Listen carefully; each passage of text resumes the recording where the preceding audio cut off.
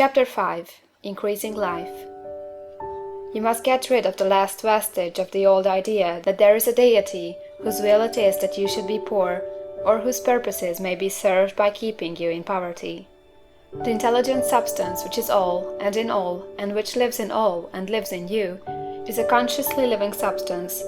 Being a consciously living substance, it must have the nature and inherent desire of every living intelligence for increase of life.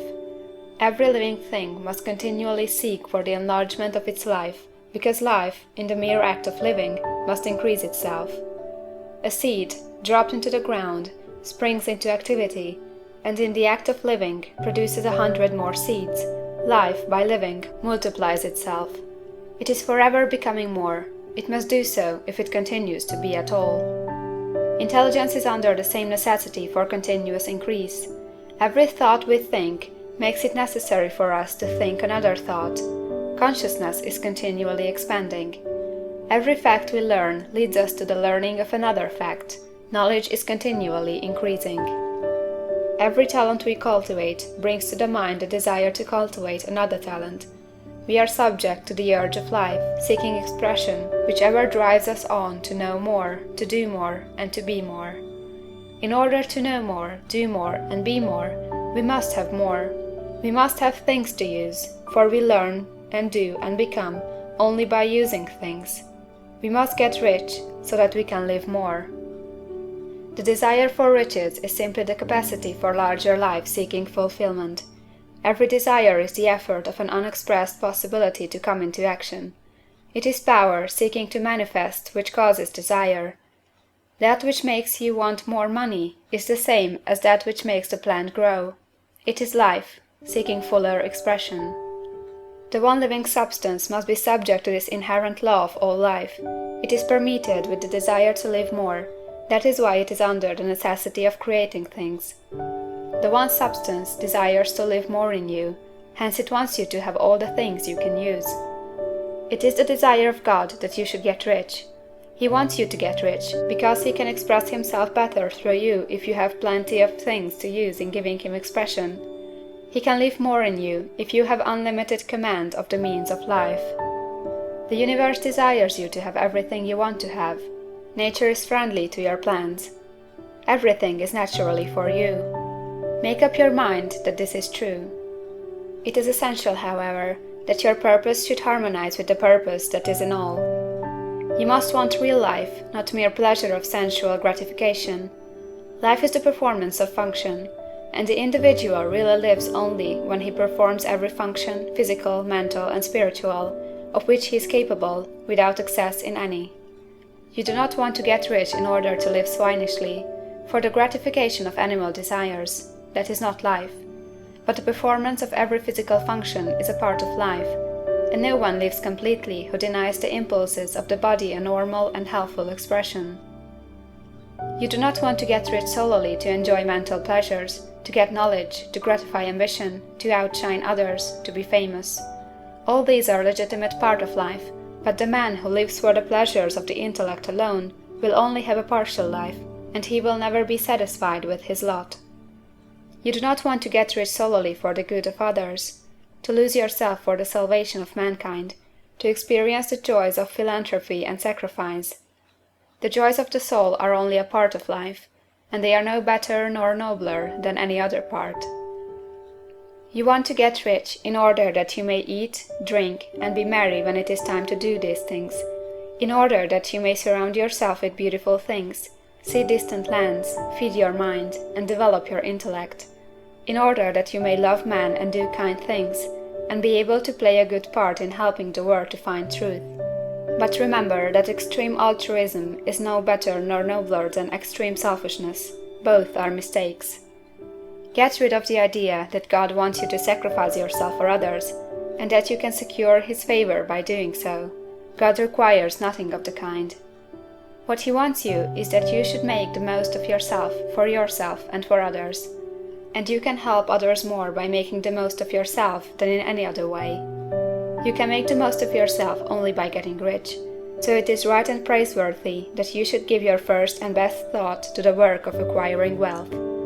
Remember, however, that the desire of substance is for all, and its movements must be for more life to all. It cannot be made to work for less life to any, because it is equally in all, seeking riches and life. Intelligent substance will make things for you, but it will not take things away from someone else and give them to you. You must get rid of the thought of competition.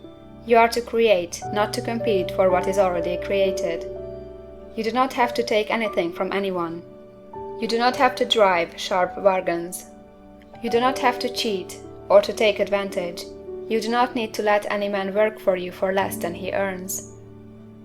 You do not have to covet the property of others, or to look at it with wistful eyes. No man has anything of which you cannot have the like, and that without taking what he has away from him. You are to become a creator, not a competitor. You are going to get what you want, but in such a way that when you get it every other man will have more than he has now. I am aware that there are men who get a vast amount of money by proceeding in direct opposition to the statements in the paragraph above, and may add a word of explanation here.